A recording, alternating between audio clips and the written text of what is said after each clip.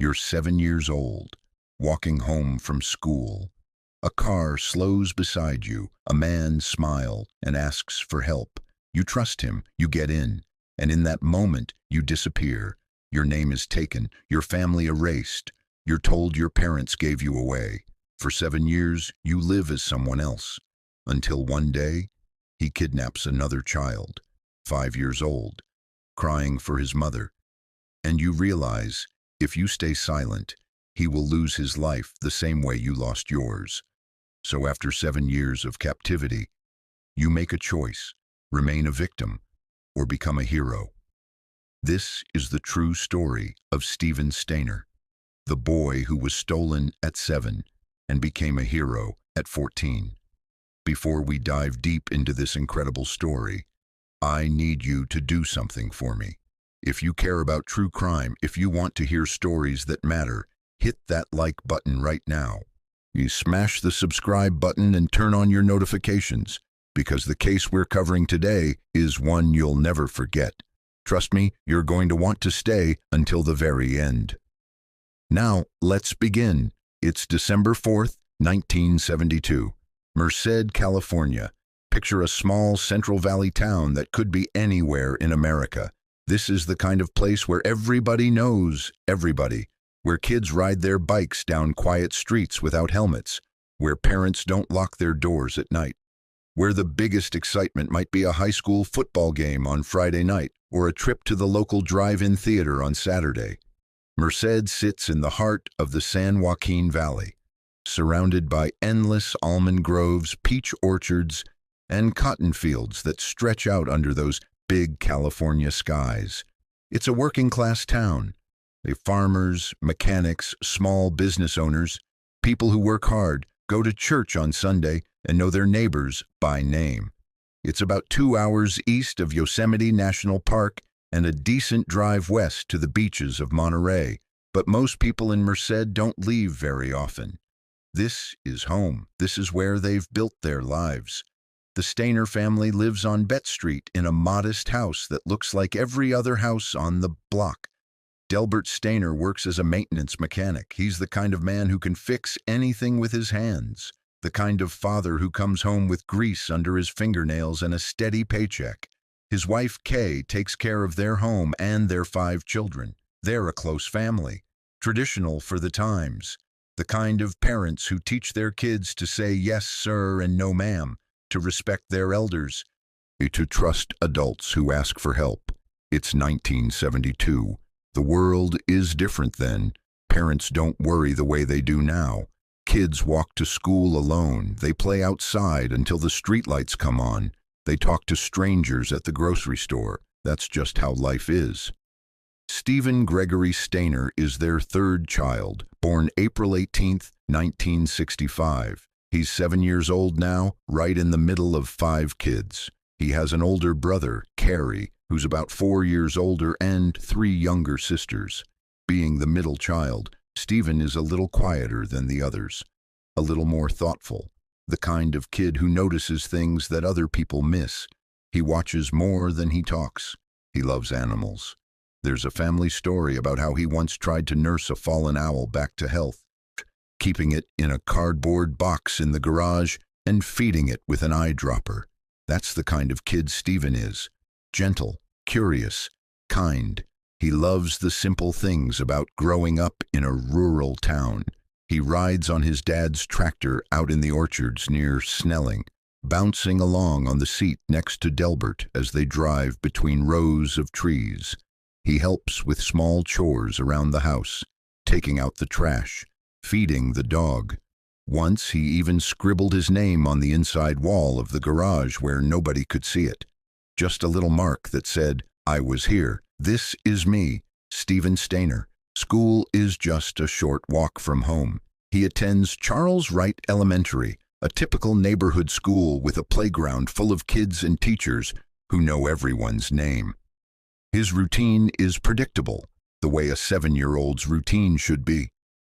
Wake up, you get dressed, eat breakfast, walk to school, sit through classes in the morning, eat lunch in the cafeteria, more classes in the afternoon, Then the walk home, where his mom is waiting with an afternoon snack and maybe some cartoons on TV. It's a simple life, a good life.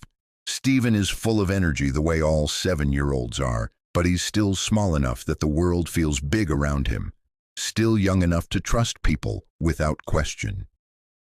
December 4th, 1972 is a Monday, just 3 weeks before Christmas.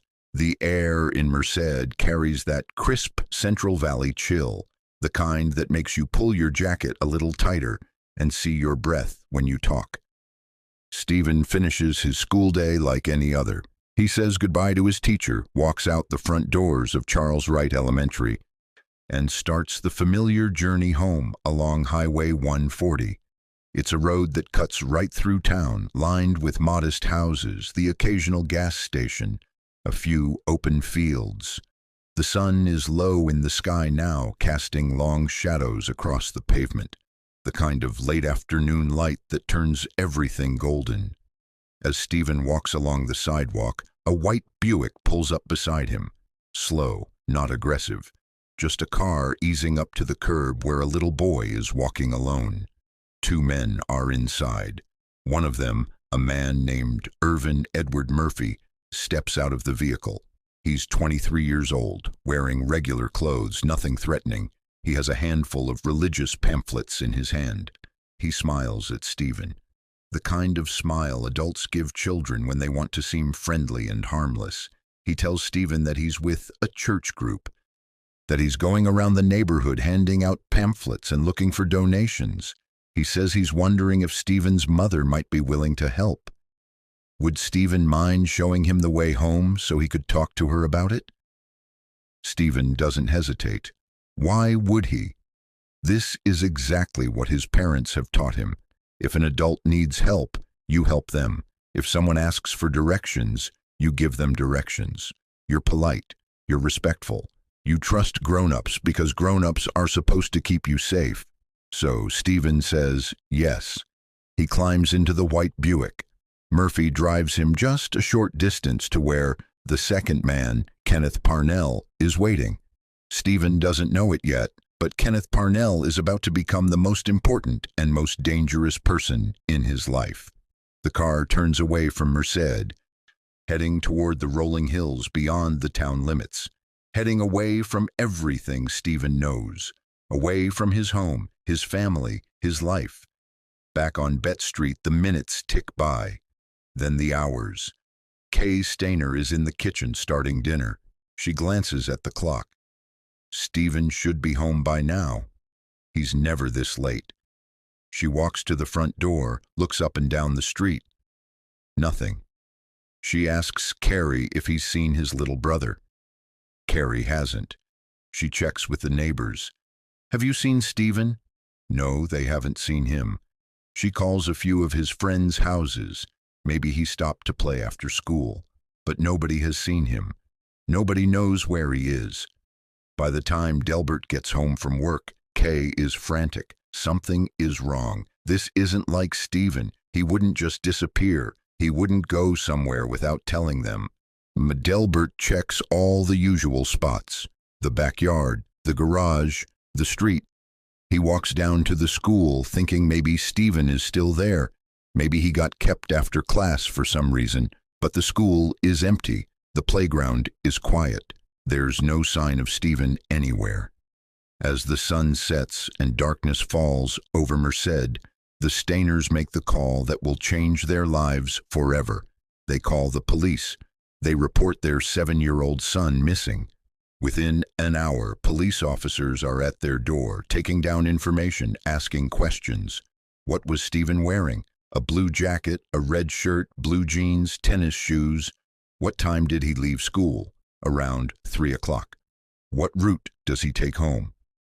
Along Highway 140. Has he ever run away before? No, never. Does he have any reason to be upset? No. Everything was fine this morning. A description goes out over the police radio. 7-year-old boy, small build, brown hair, blue jacket, red shirt, blue jeans, tennis shoes. Last seen walking home from Charles Wright Elementary around 3 p.m. Officers start driving through the neighborhood, shining flashlights into yards, behind bushes, into drainage ditches. They knock on doors along Highway 140. Did you see a little boy walking alone this afternoon? Did you see a white Buick? Did you see two men? But nobody saw anything. Or if they did, they don't remember. It was just another Monday afternoon, just another kid walking home from school. The search intensifies quickly. By Tuesday morning, flyers are being printed by the thousands. Stephen's school photo is on every telephone poles, every storefront window, every bulletin board in Merced. Missing child, Stephen Gregory Stayner, age 7. The community responds immediately. This is a small town. When something happens to one family, it happens to everyone. Volunteers organize search parties. They comb through the almond orchards and peach groves that surround the town. They search riverbanks and empty fields. They check abandoned buildings and old wells. Churches hold prayer vigils. Local businesses close early so employees can join the search. Parents all over Merced County suddenly hold their children a little tighter, warn them a little more seriously. Don't talk to strangers. Don't get in a car with anyone you don't know. Come straight home after school. The story makes the front page of the Merced Sun-Star. Boy, 7, missing after school. Television stations in Fresno and Modesto pick up the story. Reporters descend on the Stayner home, asking for interviews, taking photographs. Kay and Delbert agree to go on camera. They'll do anything to get their son back. Kay sits on the couch in their living room, her voice shaking as she describes Stephen. He's a good boy. He's quiet, a little shy. He loves animals. Please, if anyone knows anything, please call the police. Please help us bring our son home. Delbert stands beside her, his face drawn and tired, his hands clenched together. He's a man who fixes things for a living, but he can't fix this. He can't bring his son back through sheer force of will. The Merced County Sheriff's Department is working around the clock. The California Highway Patrol joins the investigation. Within days, the FBI gets involved. Tips start coming in. Someone thinks they saw a boy matching Stephen's description at a gas station in Fresno. Officers rush to check it out. It's not him. Someone else reports seeing a child in the back of a car on Highway 99 heading north. Police stop every vehicle matching that description. None of them have Stephen. Another call comes in about a boy at a rest stop near Modesto. Again, it's not him. Every lead is chased down. Every possible sighting is investigated. Every tip, no matter how vague, is taken seriously. But nothing pans out. The trail is going cold almost as fast as it appears. Detectives start looking at every possible angle. Is this a random abduction? A crime of opportunity? Or was Stephen targeted specifically? They interview everyone who knew the family, teachers at the school, neighbors on Bet Street, the parents of Stephen's classmates. Is there anyone who had a grudge against the Stayners? Anyone who seemed too interested in Stephen? They pull records of known sex offenders in Merced County and start tracking them down, questioning them, checking their alibis for December 4th. They talk to drifters who've been passing through town. They check with truck drivers who use Highway 140 regularly. Did you see anything unusual that Monday afternoon? Did you see a white Buick? Did you see a little boy? They search abandoned buildings within a 50-mile radius. They check motels and campgrounds. They drain wells and search drainage culverts. They use search dogs to comb through the fields around Merced. The dogs don't find anything. Weeks pass, then a month, then 2 months. Christmas comes and goes. The Stayner family tries to celebrate, but there's an empty chair at the table. Stephen's presents sit under the tree, unwrapped. Kay leaves them there, unable to accept that he won't be home to open them. The new year arrives. 1973 begins. The searches continue, but with less intensity now. Resources are limited. Other cases need attention. The daily news coverage slows down. The story moves from the front page to the inside sections. Then it only appears on anniversaries or when there's a new development. But there are no new developments. The white Buick seems to have vanished into thin air.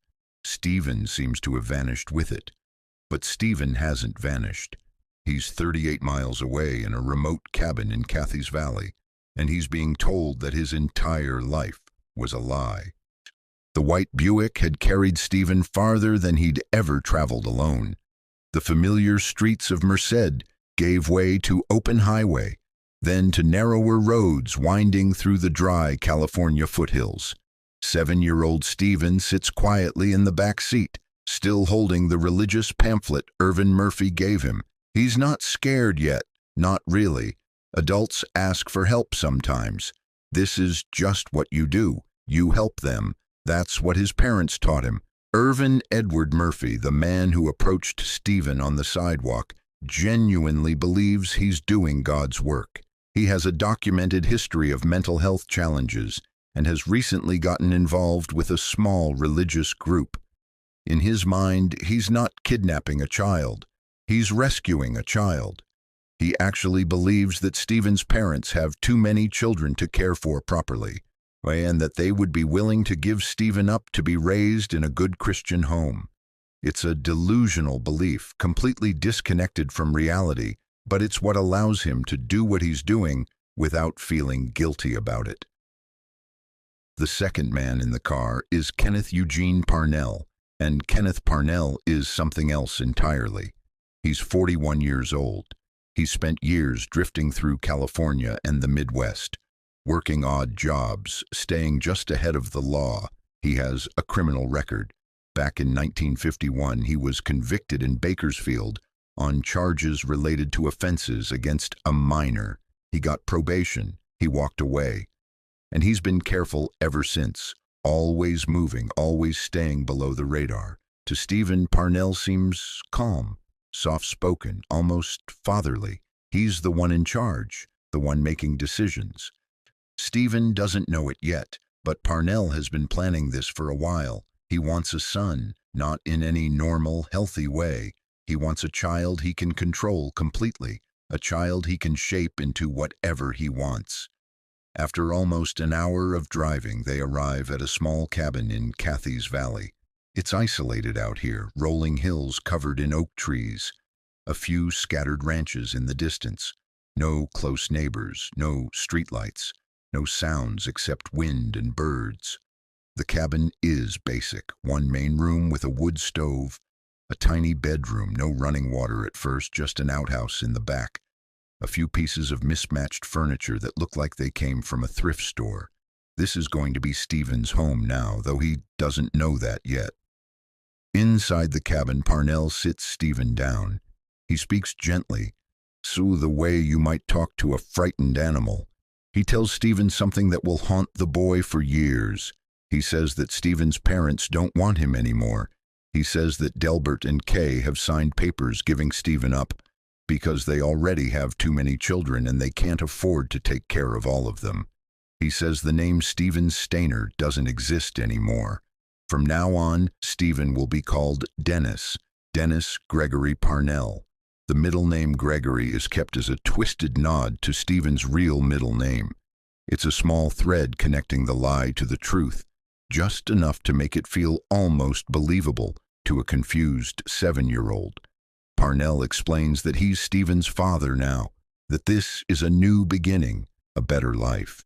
He says Stephen will be happy here, that he'll be taken care of, that everything will be okay. Stephen doesn't believe him, not at first. That first night, Stephen cries for his mother. He asks to go home.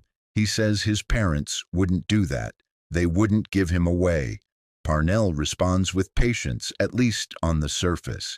He lets Stephen keep a few small things, a toy truck he had in his pocket, the clothes he was wearing. But every time Stephen mentions his real family, Parnell gently corrects him. No, those aren't your parents anymore. I'm your father now. Your name is Dennis. Say it. Dennis? Over and over the corrections come. Over and over the new story is repeated, until slowly, gradually, the corrections become routine. Days turn into weeks. The cabin has no telephone, no television, no connection to the outside world. Parnell keeps Stephen indoors most of the time. He says it's for Stephen's protection.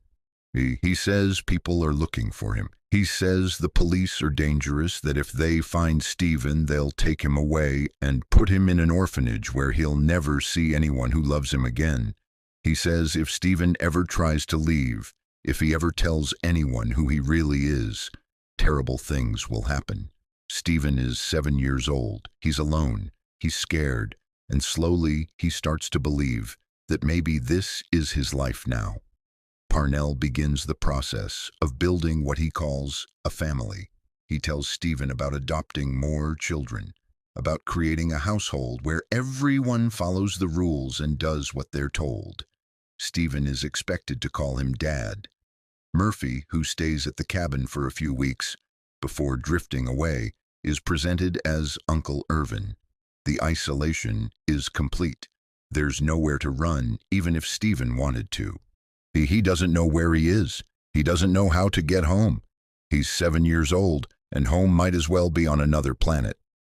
Over the next several months, Parnell moves Stephen multiple times. They leave the cabin in Cathy's Valley and go to another cabin deeper in the hills. Then they move again. And again. Parnell is always worried about being discovered. He has a long history of running when things feel too close, and he's not taking any chances. Every move means new lies, new stories about who Dennis is and why he's here, new explanations for why he can't go to school yet, why he doesn't have a birth certificate, why there are no family photos. During these early months, Stephen's world shrinks down to almost nothing. He spends long hours alone while Parnell is out working odd jobs, construction work, farm labor, anything that pays cash and doesn't ask too many questions.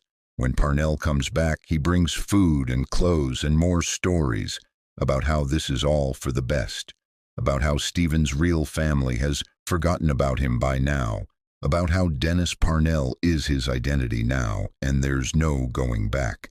Stephen learns to adapt because he has no choice. He learns to stop asking certain questions. He learns that showing too much sadness makes Parnell angry. He learns to keep his head down, do what he's told, and not cause problems. But beneath the surface, the confusion and grief never fully disappear. Stephen still remembers his real home. He remembers his mother's face, the sound of his father's voice, the way his brother Carrie used to chase him around the backyard, the feeling of sleeping in his own bed with his own toys on the shelves and his own name on his school papers. Those memories become small, private anchors, things he holds on to in the dark when Parnell is asleep and he can let himself remember who he really is. As 1973 becomes 1974, the boy who was Stephen Stayner begins to grow. He gets taller. His voice starts to change. He's not the little 7-year-old who climbed into a white Buick anymore. He's Dennis on the outside, learning to answer to that name, learning to tell the lies that keep him safe. But inside, Stephen is still there, waiting, hoping, remembering. Meanwhile, back in Merced, the search is losing momentum. The disappearance of 7-year-old Stephen Stayner on December 4th, 1972, had triggered one of the largest missing child investigations in California history up to that point. The Merced County Sheriff's Department, the California Highway Patrol, and the FBI had thrown everything they had at finding him. Hundreds of man-hours, thousands of flyers, countless interviews. But by mid-1973, the harsh reality is setting in. They're no closer to finding Stephen than they were on day one. The active searches wind down. The tip line gets fewer calls. The case file gets thicker with dead ends and false leads. But the daily effort fades away. The emotional toll on the Stayner family is devastating. Carrie, Stephen's older brother, is 11 years old when Stephen disappears. He's old enough to understand what's happening, old enough to feel the weight of it. Years later, he'll talk about the silence that settled over their house, The way conversations would just stop mid-sentence. The empty chair at the dinner table that nobody would sit in. The way his parents' faces changed, like someone had drained all the light out of them. The younger sisters are too young to fully understand at first. They grow up in a house where Stephen's name is spoken in hushed tones, always with a sense of loss hanging over it. Kay and Delbert never stop hoping, but hope becomes a burden after a while. They keep Stephen's room exactly the way it was. His toys stay on the shelves, gathering dust. His clothes stay in the drawers. His bed is made with the same bedspread he had when he was 7. They can't bring themselves to change anything because changing it would mean accepting that he's really gone, and they can't accept that. They won't. The community tries to keep Stephen's memory alive. Every few months, the Merced Sun-Star runs a follow-up story. 1-year anniversary of Stephen Stayner disappearance. 2 years, 3 years. But the headlines get smaller each time. The articles get shorter. Eventually, the updates only come on major anniversaries. 5 years, 7 years. And even then, there's nothing new to report. No new leads, no new information. Just the same sad story told again. A 7-year-old boy walked home from school one Monday afternoon in December 1972, and he never made it home. New children are born in Merced who never knew Stephen Stayner as anything but a name on an old missing poster. New families move to town who've never heard the story. Life goes on because life always does, even when it feels impossible. But for the Stayners, time is frozen. Every December 4th, they relive that day. Every Christmas, they set a place at the table for a child who isn't there. Every birthday, they mark another year that Stephen has been gone. April 18th. He would be 8 now, 9, 10, 11. Where is he? Is he still alive? Does he remember us? Does he know we're still looking? The answer is yes. Stephen remembers. Even as the years pass and the lies pile up, he remembers. Parnell moves them from place to place, always staying ahead of any potential discovery. They live in Santa Rosa for a while, then Ukiah, brief stints in the Bay Area. Each time it's the same pattern. Parnell finds a cheap rental, usually somewhere rural or on the outskirts of town. He introduces Dennis as his son from a previous relationship, or his nephew, or just a kid he's raising.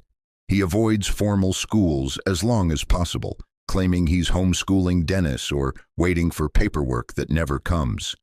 When Stephen does attend school under the name Dennis Parnell, it's sporadic and carefully controlled. Parnell gives him strict rules. Never talk about your past. Never mention Merced. Never say anything that might make people ask questions. If someone asks about your family, keep your answers short. Your dad works construction. You move around a lot. That's all you need to say. Stephen learns to keep his head down at school. He's quiet, withdrawn. Teachers notice, but they don't push. In the 1970s, there are a lot of kids from transient families, a lot of children who don't talk much about their home lives. It's not unusual enough to raise alarms. Parnell occasionally brings other adults into the picture. For a while, in the mid-1970s, a woman named Barbara Matthias lives with them. She'll later tell authorities that Stephen was always polite but distant, always careful with his words. She never suspected that Dennis Parnell was actually a kidnapped child named Stephen Stayner. Parnell is good at maintaining the facade. He presents their living arrangement as a normal family unit. A single dad raising his son with occasional help from a girlfriend. It's believable enough that nobody looks too closely. But Stephen knows the truth. As he gets older, 10, 11, 12, the lies become harder to swallow. He remembers more clearly now. He can picture his mother's face without straining. He can hear his father's voice. He remembers the layout of their house on Bet Street. He remembers Carrie and his sisters. The memories are sharper now, not blurred by time the way Parnell probably hoped they would be. Stephen starts to see Parnell not as a father, but as what he really is: a captor, a kidnapper, the man who stole his childhood. He has moments of quiet rebellion, small acts of defiance that Parnell never quite notices. He writes his real name on scraps of paper and hides them. He tells himself his real birthday, April 18th, 1965, over and over like a mantra so he won't forget. He imagines escape, but the practicalities are overwhelming. He has no money, no transportation. He doesn't even know where Merced is anymore. They've moved so many times that he's lost track of where he is in relation to where he started. And there's always the fear that if he tries to escape and fails, Parnell will hurt him. Or worse, Parnell will disappear again, take him somewhere even more remote, somewhere he'll never be found. Through it all, Parnell continues to harbor fantasies of expanding his so-called family. He makes attempts to lure other children over the years, but none of them succeed the way Stephen's abduction did. Stephen watches these attempts from the sidelines, and something shifts inside him.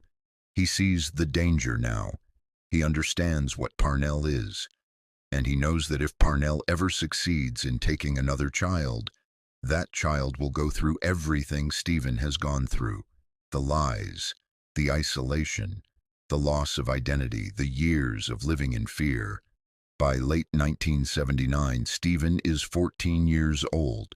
He's tall for his age now. His voice has fully changed. He looks like a teenager, not a little boy. The world of Dennis Parnell has become routine. The moves, the lies, the careful silence. But routine doesn't erase memory, it just buries it. And beneath the surface, the part of Stephen that never forgot who he really is has grown stronger. He's not a scared 7-year-old anymore. He's 14, and he's starting to realize that maybe, just maybe, he has the power to change his situation. Then, in February of 1980, everything changes. Kenneth Parnell decides it's time to add another child to the family. He targets a 5-year-old boy named Timothy White, who lives in Ukiah, a small town in Mendocino County. Ukiah is about 70 miles north of San Francisco, another one of those quiet California towns where people don't lock their doors and kids play outside without supervision. Timothy White is 5 years old. He has blonde hair and a bright smile. He's the kind of kid who talks to everyone, friendly and outgoing. On February 14th, 1980, Valentine's Day, Kenneth Parnell approaches Timothy outside a local market. He uses a similar tactic to what worked with Stephen 8 years earlier. He's friendly, non-threatening. He asks if Timothy can help him find something. Can Timothy show him where a certain street is? Timothy, trusting and helpful like most 5-year-olds, agrees. Within minutes, he's in Parnell's car, and he's gone. Timothy's disappearance triggers an immediate response in Ukiah. This is 1980 now, not 1972. Awareness about child abductions has increased. Parents are more vigilant. Police respond faster. Within hours of Timothy being reported missing, the Ukiah Police Department has officers searching the area, interviewing witnesses, putting out an all-points bulletin. Flyers go up all over town. Timothy White's face is on every telephone pole, every storefront window. The local news picks up the story immediately. Mendocino County Sheriff's deputies join the search. The community mobilizes. But by the time all of this is happening, Parnell has already taken Timothy to a new address, an apartment in Fort Bragg, a coastal town about 40 miles northwest of Ukiah. It's remote enough that Parnell feels safe, at least for now. Stephen is there when Parnell brings Timothy into the apartment, and Stephen recognizes immediately what's happening because he lived through it himself. He sees the confusion in Timothy's eyes, the fear, the way Timothy keeps asking for his mommy, keeps saying he wants to go home. He watches Parnell use the same gentle voice, the same patient lies. Your parents can't take care of you anymore, Timothy. You're going to live with me now. You're going to have a new name. Everything is going to be okay. Stephen watches this 5-year-old boy go through the same trauma he went through, and something inside him breaks. Or maybe it's the opposite. Maybe something inside him finally becomes whole again. He's not a frightened 7-year-old anymore. He's 14. He's bigger than Parnell now, and he understands what's at stake. If he doesn't do something, Timothy White is going to spend the next 7 years or longer living the same nightmare Stephen has lived. Losing his name, losing his identity, growing up under the control of a man who sees children as possessions. For 2 weeks, Stephen wrestles with what to do. He watches Timothy cry himself to sleep every night. He watches the boy slowly start to accept the lies because he's 5 years old and he doesn't know what else to do. Stephen knows that window of resistance won't stay open forever. Eventually, like Stephen did, Timothy will adapt.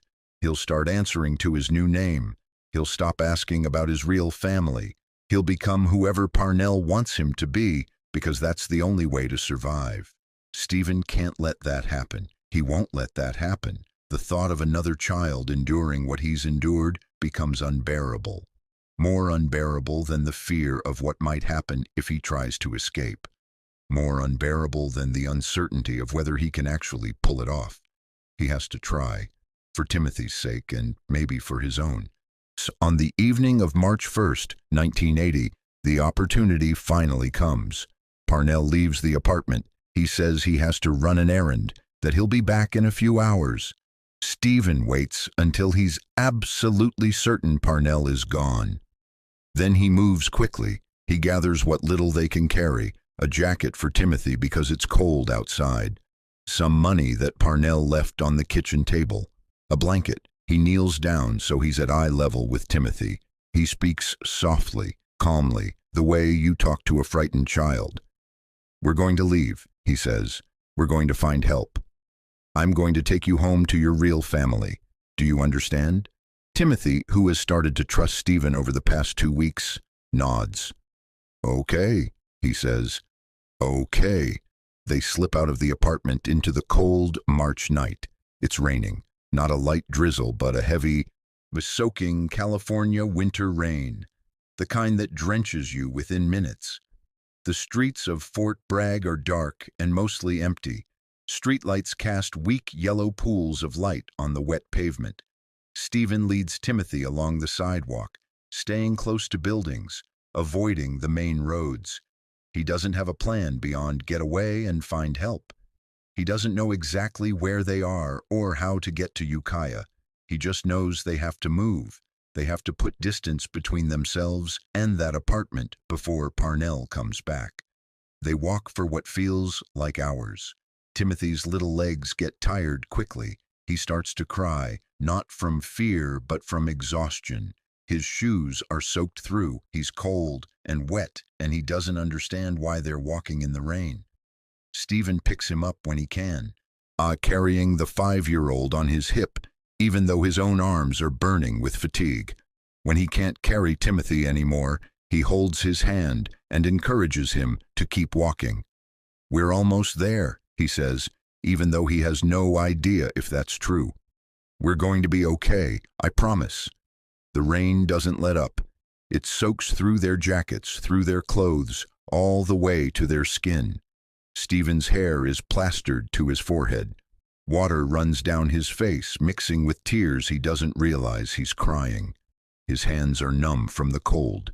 But he keeps moving forward, one foot in front of the other, carrying Timothy when he has to, holding his hand when he can't, refusing to stop because stopping means giving up, and giving up means going back to that apartment, back to being Dennis Parnell, back to letting another child lose himself, the way Stephen almost lost himself. Eventually, they reach Highway 1, the coastal road that winds along the California coast. Stephen knows that hitchhiking is risky.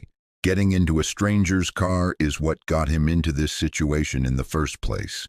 But staying out here in the rain all night is riskier. Timothy is shivering so hard his teeth are chattering. Stephen makes a decision. He sticks out his thumb. Car after car passes by. It's late now, almost midnight, and most people don't want to pick up hitchhikers, especially not a teenage boy and a little kid in the rain. But finally, a car slows down, stops. The driver is a woman. She rolls down her window and stares at them. "You boys okay?" she asks. "We need help," Stephen says. "We need to get to the police." The woman hesitates for just a moment, taking in the sight of two soaking wet children standing on the side of Highway 1 in the middle of the night. Then she nods. "Get in." She drives them to the Ukiah Police Department. It's about 30 miles south from where she picked them up. The drive feels eternal. Stephen sits in the back seat with Timothy, who has finally stopped crying and is just staring out the window in exhausted silence. The woman glances at them in the rearview mirror but doesn't ask questions. When they pull up in front of the police station, she says, "You're going to be okay now." Stephen nods. "Thank you," he says. They get out of the car and walk up the steps of the Ukiah Police Department. It's around 7 o'clock in the morning on March 2nd, 1980. They've been walking and hitchhiking for nearly 12 hours. Inside the station, a desk sergeant looks up from his paperwork and does a double take. Two boys drenched to the bone, standing in the middle of his station like they just walked out of the ocean. He comes around the desk immediately. "What happened? Are you hurt?" Stephen shakes his head. "We need help," he says. "His name is Timothy White. He was taken from Ukiah 2 weeks ago. I brought him back." The sergeant's eyes widen. "Timothy White, the missing kid?" "Yeah," Stephen says. "That's him." "And who are you?" the sergeant asks. Stephen takes a deep breath. This is the moment he's been waiting for, dreading, hoping for 8 years. "My name is Stephen Stayner," he says. "I was taken from Merced when I was 7 years old. I've been gone for 7 years. The sergeant stares at him for a long moment, trying to process what he's just heard. Then he moves into action. He calls for blankets, for hot chocolate, for a female officer to help get the boys into dry clothes.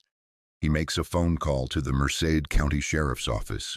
Within minutes, a detective there is pulling an old file, one that's been sitting in storage since the active search wound down. He opens it and reads the description. Stephen Gregory Stayner. Age at disappearance, 7 years old.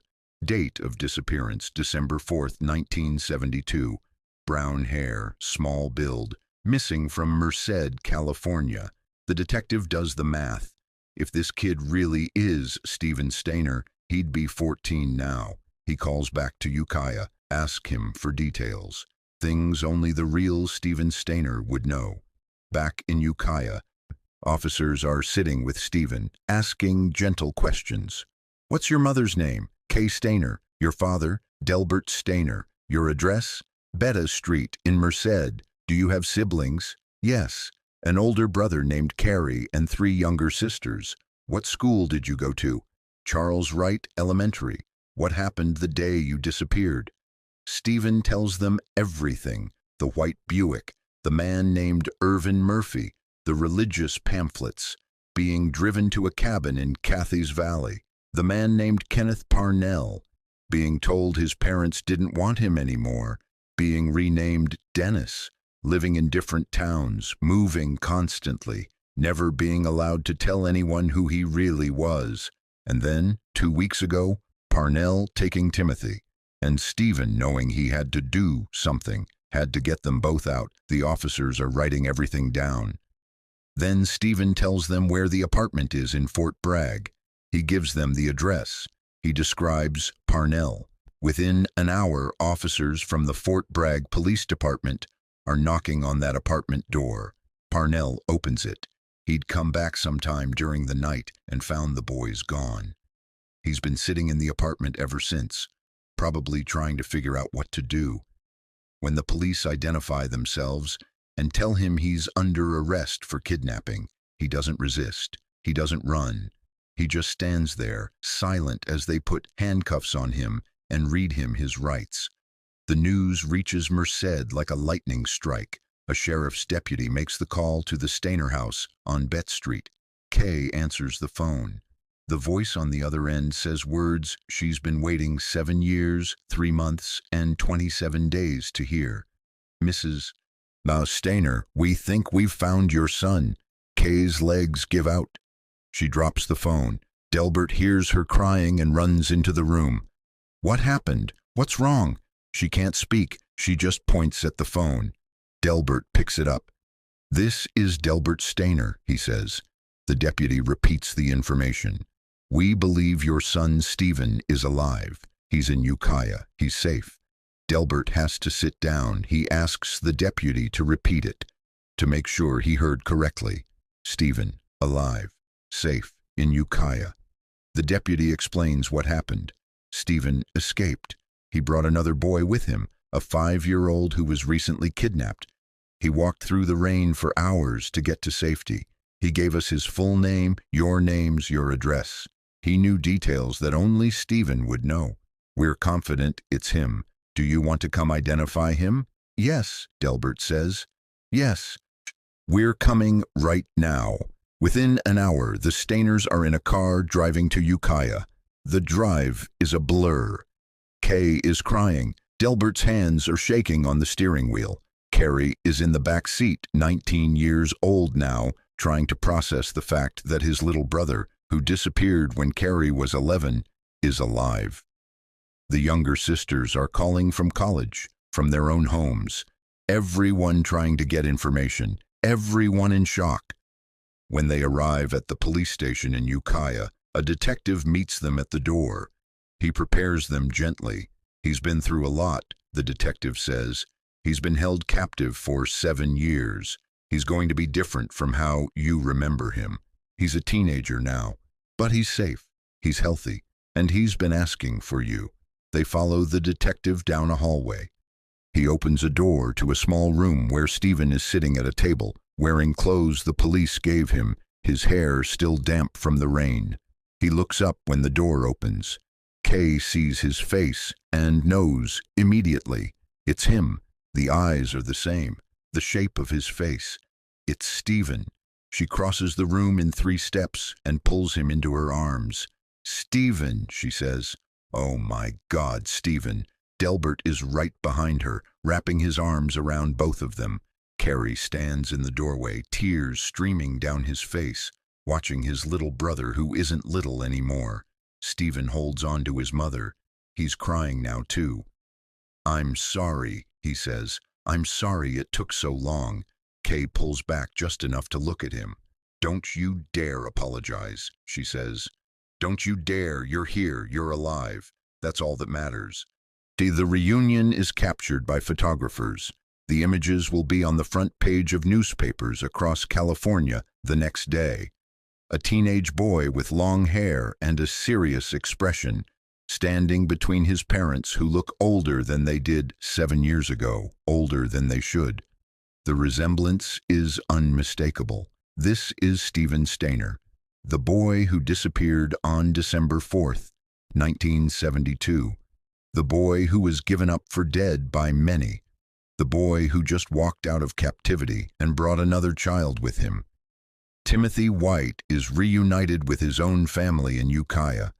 His parents, who have been living in absolute hell for 2 weeks, pull him into their arms and won't let go. Like the Stayners, they can't quite believe it's real. They'd been preparing for the worst, and instead, their son walked back into their lives. Walked back, literally, through a rainstorm, led by a 14-year-old boy who refused to let another child go through what he went through. In the days that follow, the story explodes across California and then across the entire country. Newspapers run headlines. Boy missing 7 years found safe. Kidnapped teen rescues 5-year-old, walks to freedom. Television stations send crews to Merced and Ukiah. The story has everything. A tragic disappearance, a daring escape, a hero. The public is fascinated and horrified and inspired all at once. People want to know everything. What was it like for those 7 years? How did he survive? How did he manage to remember who he was? Why didn't he escape sooner? Why did he decide to escape now? Stephen handles the attention with a maturity that surprises everyone. He's quiet, thoughtful. He doesn't give dramatic interviews or sensationalize what happened. He just tells the truth in simple, clear terms. I was taken. I was told my parents didn't want me. I believed it for a while because I was 7 and I didn't know what else to believe. But I never forgot who I really was. And when I saw that man take another little boy, I knew I couldn't let it happen again. That's all there is to it. But of course there's so much more to it than that. And the legal system is about to make sure Kenneth Parnell pays for what he did. With Stephen and Timothy safe and Kenneth Parnell in custody, law enforcement agencies across multiple California counties begin the complex process of building criminal cases against him. This isn't as straightforward as it might seem. Stephen was taken in Merced County, but he spent most of his captivity in other jurisdictions. Timothy was taken in Mendocino County. Parnell was arrested in Mendocino County. Jurisdictional issues have to be sorted out. Which county prosecutes which crime? Can the sentences be stacked? What charges can actually stick given the statute of limitations on certain offenses? If you're still watching at this point, drop a comment with "I'm still here." Let's see who's truly following this shocking story. Investigators start by mapping out Stephen's entire 7 years in captivity. They track down every place Parnell rented or stayed, every landlord who dealt with him, every neighbor who might have seen Dennis Parnell and his so-called father. They find property records for the cabin in Cathy's Valley, rental agreements in Santa Rosa and Ukiah, utility bills paid in cash under various names. Each piece of paper is another brick in the wall they're building around Parnell. They interviewed dozens of people, teachers who taught Dennis Parnell at various schools over the years. All of them remember a quiet boy who didn't talk much about his family. None of them suspected anything was seriously wrong, but in hindsight, the signs were there. The way he flinched when asked about his parents, the way he never invited friends over, the way he moved schools frequently with vague explanations. Barbara Mathias, the woman who lived with Parnell and Stephen for a period in the mid-1970s, becomes a key witness. She cooperates fully with the investigation, providing detailed accounts of the living situation. She describes how Parnell presented Stephen as his son, how he tightly controlled the boy's interactions with others, how Stephen was never allowed to be alone with other adults who might ask questions. Her testimony is crucial because it establishes that this wasn't some misguided attempt at providing a home for a child in need. This was deliberate, calculated, a sustained effort to keep Stephen isolated and under control. Investigators also pull Parnell's full criminal history, the 1951 conviction in Bakersfield for offenses against a minor, probation records from decades ago. They track down former probation officers, some of them now retired, and get their recollections of Kenneth Parnell. The picture that emerges is clear. Parnell has been a danger for decades. He's been skating by, moving when things get too close, always one step ahead of serious consequences. Until now. Prosecutors in 2 counties work together to bring charges. Mendocino County files charges for the kidnapping of Timothy White. This is the more recent crime, and it's airtight. Timothy was taken on February 14, 1980. He was held for 2 weeks. Stephen witnessed it. There are no jurisdictional complications. The case is strong. Merced County files charges for the kidnapping and false imprisonment of Stephen Stayner. This case is more complicated because of the time elapsed and the multiple jurisdictions involved, but prosecutors are confident they can make it stick. Stephen's testimony will be key. If he can take the stand and tell his story coherently, the jury will convict. The first trial begins in 1981 in Mendocino County. Stephen is 15 now. He's been home for about a year, trying to rebuild his life. trying to adapt to being Stephen Stayner again after 7 years of being Dennis Parnell. When he's called to testify, he walks into the courtroom dressed in a suit that looks a little too big on him. His hair is shorter now, more typical of a 15-year-old in the early 80s. He takes the stand and is sworn in. The prosecutor begins asking questions, and Stephen answers in a clear, steady voice. He describes February 14th, 1980. He describes watching Parnell bring Timothy into the apartment. He describes the 2 weeks that followed. He describes making the decision to escape. He describes carrying Timothy through the rain. He describes walking into the Ukiah Police Department and saying, "My name is Stephen Stayner." The courtroom is silent. Jurors are leaning forward, hanging on every word. Some of them are crying. Stephen doesn't embellish. He doesn't dramatize. He just tells what happened in simple, factual terms. When the prosecutor asks why he decided to escape with Timothy instead of going alone, Stephen's answer is straightforward. "I couldn't leave him there. I knew what was going to happen to him because it happened to me. I couldn't let another kid go through that." The defense attorney tries to poke holes in Stephen's story during cross-examination, but there are no holes to poke. Stephen's account is consistent, detailed, believable. The jury deliberates for less than a day. Kenneth Parnell is found guilty of kidnapping Timothy White. The judge sentences him to 7 years in prison. A few months later, the second trial begins in Merced County for Stephen's abduction. Again, Stephen takes the stand. This time, he has to recount the entire 7 years. He starts with December 4th, 1972, walking home from school, the white Buick, Irvin Murphy with his religious pamphlets, being driven to the cabin in Cathy's Valley, meeting Kenneth Parnell, being told his parents had given him up, being renamed Dennis. He describes the moves from town to town, the constant fear of being discovered, the lies he had to tell, the isolation, the way Parnell controlled every aspect of his life.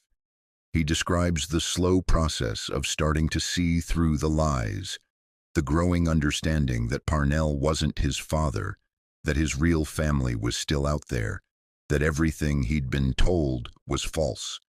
The jury in Merced is just as captivated as the jury in Mendocino County had been. When Stephen finishes testifying, there's not a dry eye in the courtroom. The defense tries to argue that Parnell had mental health issues, that he genuinely believed he was providing Stephen with a better life. But the facts don't support that narrative. Parnell moved constantly to avoid detection. He used false names. He kept Stephen isolated. These aren't the actions of someone who believes they're doing the right thing. These are the actions of someone who knows they're committing a crime and wants to avoid getting caught. Kenneth Parnell is convicted on charges of kidnapping and false imprisonment. He's sentenced to another 7 years in prison, to be served consecutively with the Mendocino County sentence. In theory, Parnell is now facing 14 years behind bars. But this is California in the early 1980s, where sentencing laws are different than they'll later become. Parnell is eligible for parole after serving a portion of his sentence. With credits for good behavior and time already served while awaiting trial, he's released on parole in 1987 after serving approximately 5 years. 5 years for stealing 7 years of a child's life. 5 years for the psychological torture of making a boy believe his parents had abandoned him. 5 years for attempting to do the same thing to another child. The Stayner family is outraged. So is law enforcement. So is the public. How is this justice? How is 5 years enough? The answer is that it's not enough, but it's what the law allows at the time. The case highlights massive gaps in California's legal system. Kidnapping statutes don't adequately address prolonged captivity. Consecutive sentencing isn't mandatory in cases involving multiple victims. Statute of limitations issues prevent certain charges from being filed. The full scope of what Parnell did to Stephen over 7 years can't be fully addressed in court because the law isn't equipped to handle it. But Stephen doesn't let his story end with frustration over inadequate sentencing. He channels his experience into something positive. He begins speaking publicly about child safety. He visits schools all over California, talking to kids about trusting their instincts, about knowing it's okay to say no to adults who make them uncomfortable, about remembering who they are no matter what anyone tells them. His message is simple but powerful. I survived because I never completely forgot who I was. I survived because when the chance came to help someone else, I took it. You're stronger than you think. Don't ever forget that. His advocacy contributes to real change. In the years following his case, California lawmakers strengthened penalties for child abductions. They passed laws allowing for longer consecutive sentences in cases involving multiple victims or prolonged captivity. They improve systems for tracking and prosecuting child predators. They create better protocols for missing children cases. While no single law is named after Stephen Stayner, his story is part of the catalyst for these changes. His case is cited in legislative sessions. His testimony is referenced in committee meetings.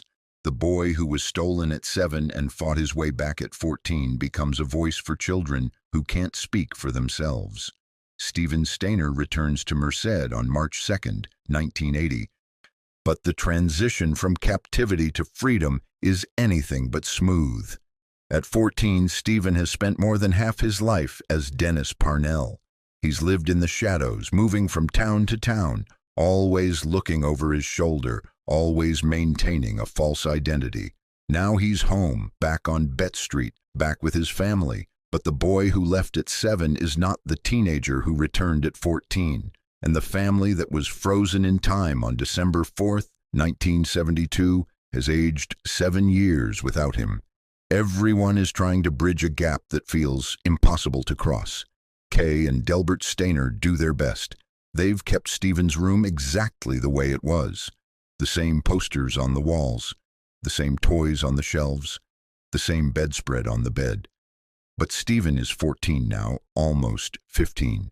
He doesn't play with toy trucks anymore. Yeah, he doesn't fit in that twin bed. He doesn't belong in a 7-year-old's room. The gesture is loving, but it highlights the problem. They're trying to give him back a childhood that no longer exists. He moves through the house like a ghost, touching things, looking at old photographs, trying to remember what it felt like to be Stephen Stayner who lived here. Meals are awkward. The family sits around the dinner table and nobody quite knows what to say. How was your day? What do you want to do tomorrow? These normal family questions feel absurd. How do you have a normal conversation with a child who was held captive for 7 years? How do you ask about school when he barely attended school for most of that time? How do you talk about the future when the past is this massive, traumatic thing sitting in the middle of the room that nobody knows how to address? Stephen eats quietly, answers questions in short sentences, and excuses himself as soon as he can.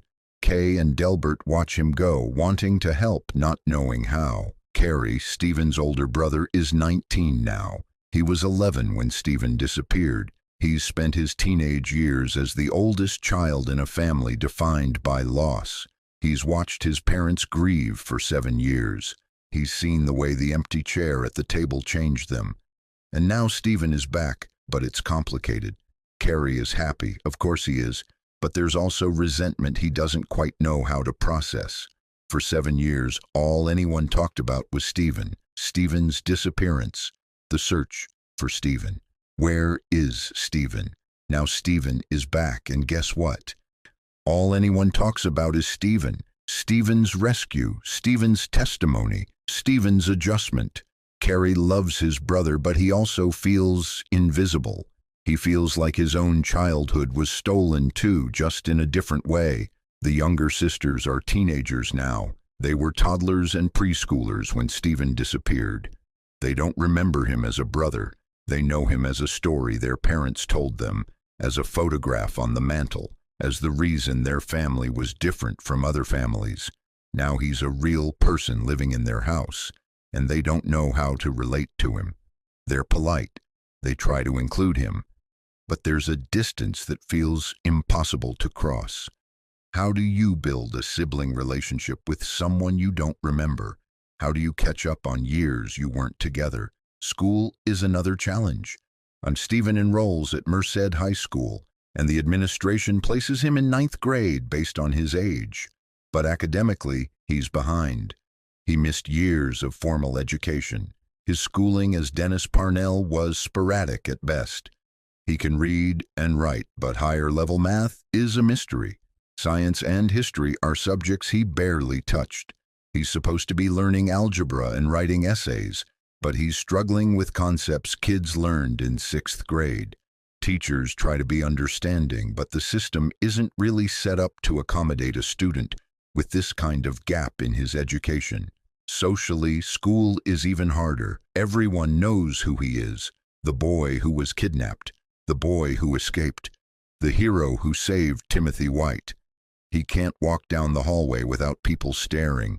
Some kids are genuinely supportive, coming up to him, telling him they're glad he's safe. Others are curious in a way that feels invasive, asking questions that are too personal. What was it like? What did the guy do to you? Did he hurt you? Were you scared? Stephen learns to deflect these questions with short answers or by just walking away. But it's exhausting. He's spent 7 years trying to be invisible, and now he's the most visible person in the entire school. Then there's the media attention. Reporters camp outside the Stayner house for weeks after the rescue.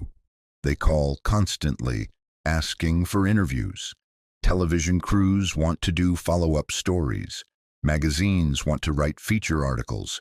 Stephen handles it better than most 14-year-olds would. He agrees to some interviews because he understands that public awareness is important. He wants other kids to know they can escape. No, he wants parents to be vigilant. He wants predators to know they can be caught. But privately, the constant attention wears him down.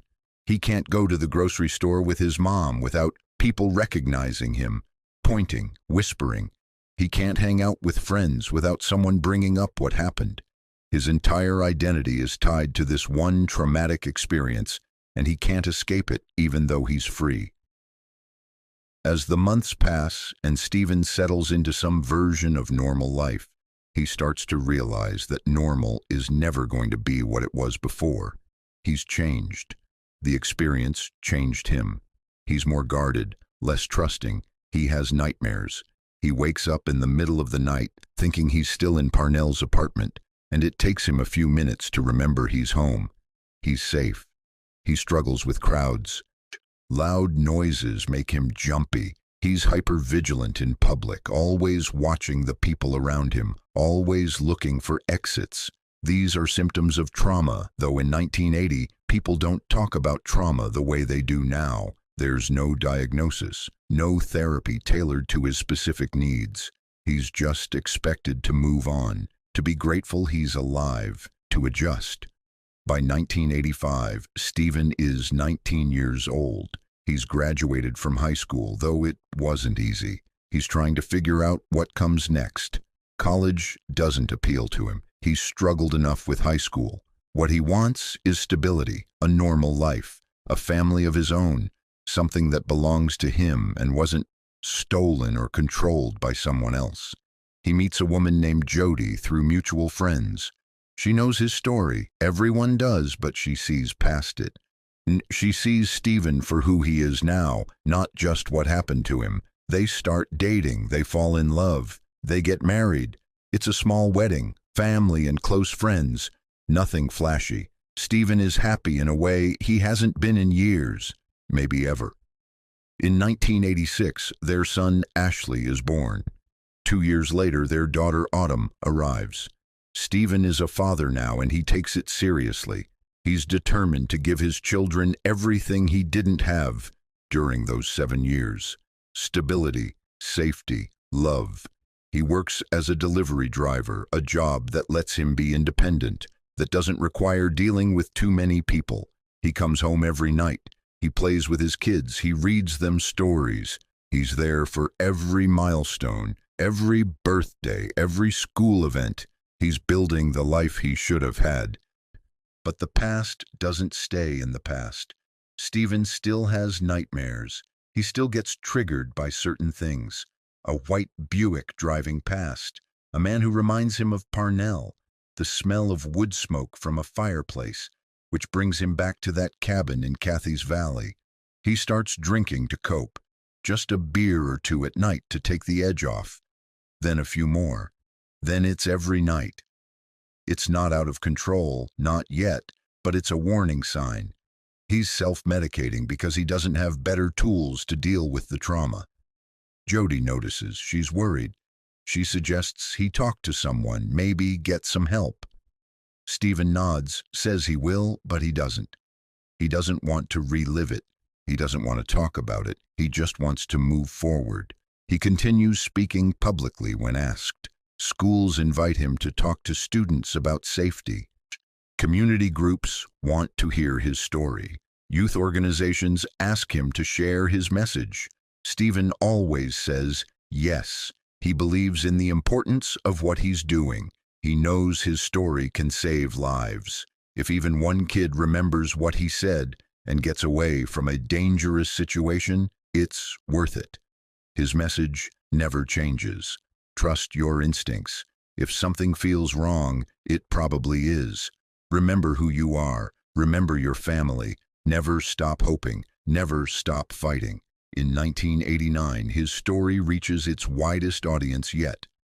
NBC airs a two-part miniseries called I Know My First Name is Stephen. It's based on a book by Mike Eccles, written with Stephen's cooperation. The actor Corin Nemec plays Stephen, capturing both the innocence of the 7-year-old and the quiet strength of the 14-year-old who escaped.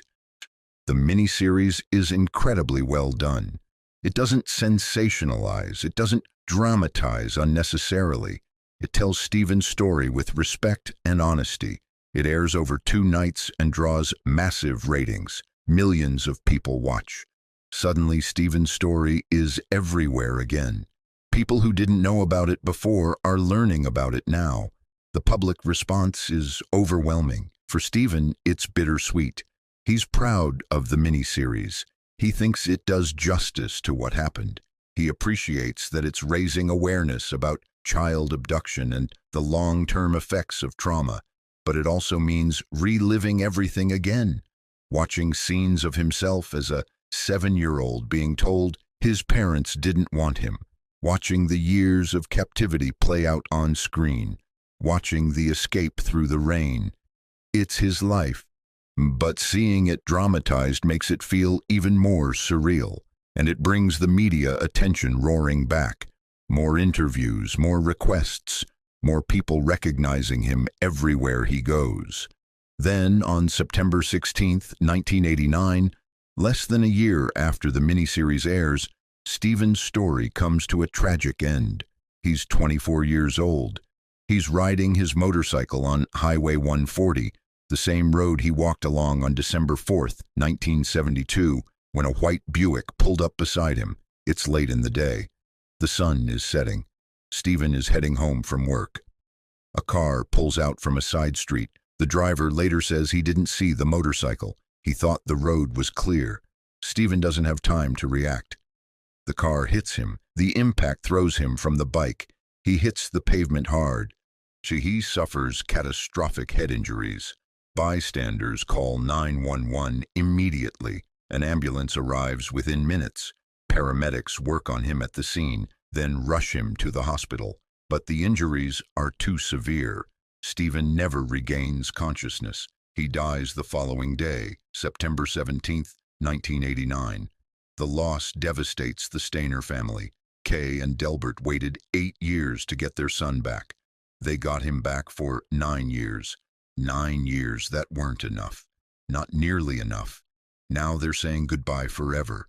The funeral is held at the Merced Church of the Nazarene. Hundreds of people attend.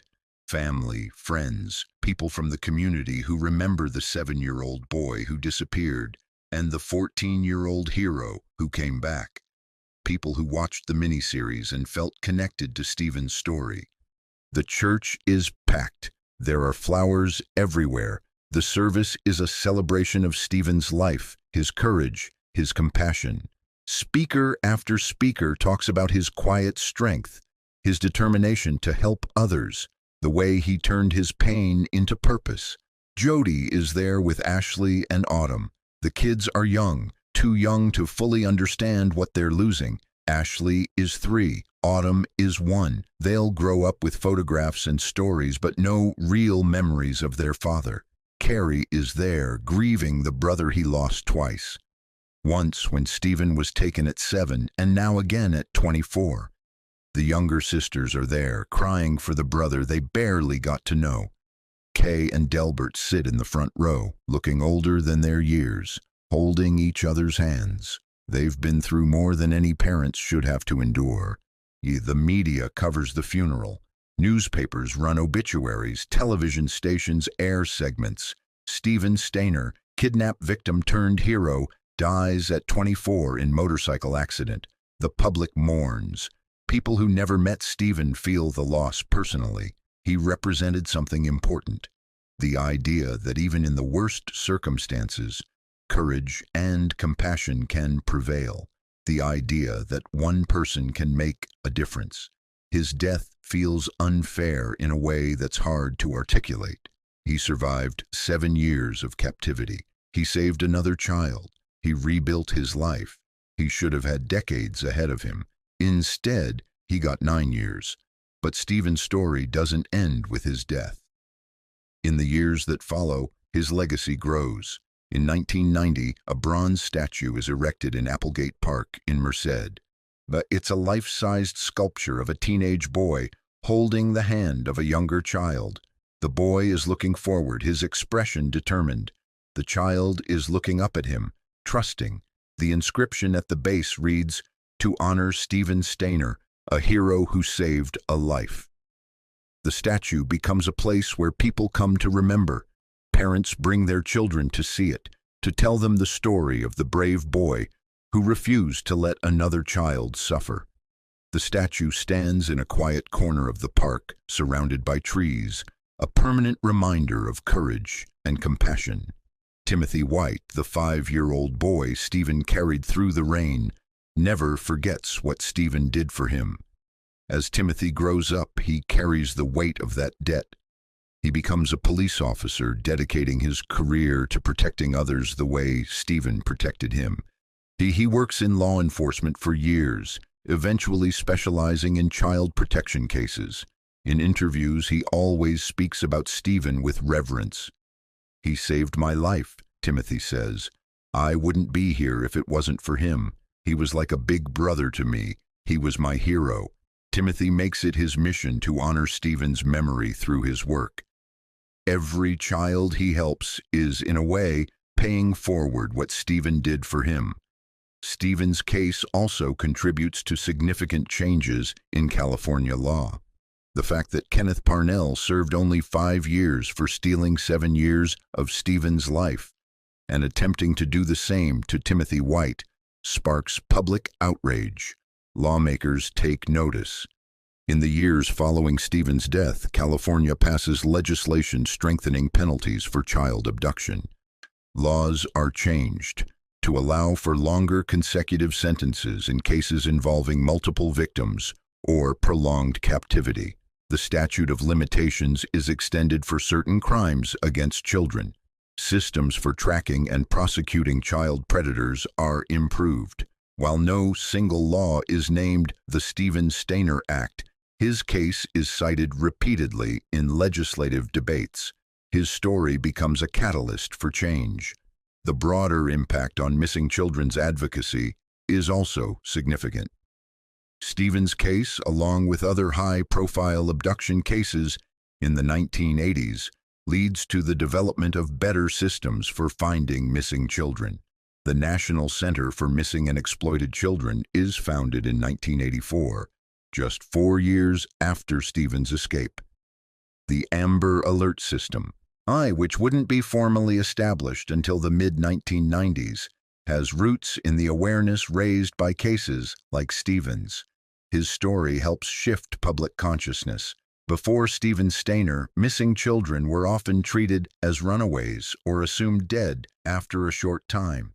After Stephen Stayner, there's an understanding that abducted children can survive for years, that they can be found, that the search should never stop. Kenneth Parnell, the man who stole 7 years of Stephen's life, lives the rest of his life under parole supervision. He's released from prison in 1987 and remains on parole for years. In 2003, at age 71, he's arrested again, this time for attempting to buy a 4-year-old boy. The details are disturbing. Parnell, now elderly and in poor health, still hasn't changed. He's still a predator. He's convicted and sentenced to 25 years to life under California's 3 strikes law. He dies in prison in 2008 at age 76. He never expresses remorse. He never acknowledges the full extent of the harm he caused. He dies as he lived, a predator who saw children as possessions. Today, more than 3 decades after Stephen's death, his story is still told. It's taught in criminal justice classes as a case study in child abduction and victim resilience. It's referenced in discussions about trauma and recovery. It's used in child safety programs to illustrate the importance of teaching kids to trust their instincts and remember who they are. The mini-series I Know My First Name is Stephen is still available, still watched by new generations who discover the story for the first time. The statue in Applegate Park still stands, a quiet testament to courage in the middle of an ordinary park in an ordinary California town. Stephen Stayner's life was defined by what was done to him, but his legacy is defined by what he chose to do for others.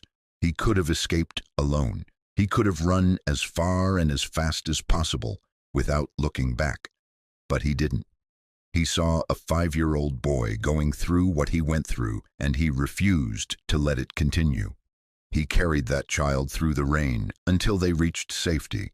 He spoke his true name after years of being forced to deny it, and even after returning home, even while struggling with his own trauma, he continued to speak out, to warn others, to help others, to turn his pain into purpose.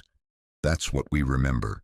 Not the 7 years of captivity, though those years matter. Not the tragic end, though it breaks our hearts. We remember the choice Stephen made on March 1st, 1980. The choice to save another child at great personal risk. The choice to be a hero when the world had given him every reason not to be. We remember the 14-year-old boy who walked into a police station and said, "My name is Stephen Stayner." We remember the young man who stood up in courtrooms and told his story so that justice could be served. We remember the father who loved his children fiercely, who wanted to give them the childhood he never had. We remember the advocate who spoke at schools and community centers, who believed his story could save lives. Stephen Stayner lived for 24 years.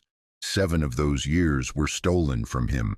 But in the 17 years he had as himself, as Stephen, he made an impact that has lasted decades. He showed us that resilience isn't about not being broken. It's about finding the strength to act even when you are broken. It's about choosing compassion when the world has been cruel. It's about refusing to let your trauma define you, even as you acknowledge its impact. Stephen Stayner was a victim, but more than that, he was a survivor. More than that, he was a hero. Not because he wanted to be, but because when the moment came, he made the choice that heroes make. He put someone else's safety above his own. So we end where we began, with a boy walking home from school on an ordinary Monday afternoon, with a decision made in a moment that changed everything, with a story that reminds us why true crime matters. Not because we're fascinated by the darkness, though sometimes we are, but because in the darkest stories we sometimes find the brightest lights. Stephen Stayner was one of those lights. and his light still shines. Thank you for staying with me through this entire story. If Stephen's courage moved you, if his story impacted you, I need you to do something right now. Hit that like button. Leave a comment telling me what you think about this case. Share this video so more people can learn about Stephen Stayner and the incredible thing he did. And if you haven't already subscribed to Cold Case Model, do it now. We have so many more stories to tell, stories that matter, stories that deserve to be remembered. Turn on your notifications so you never miss an episode. This is the kind of content we create here.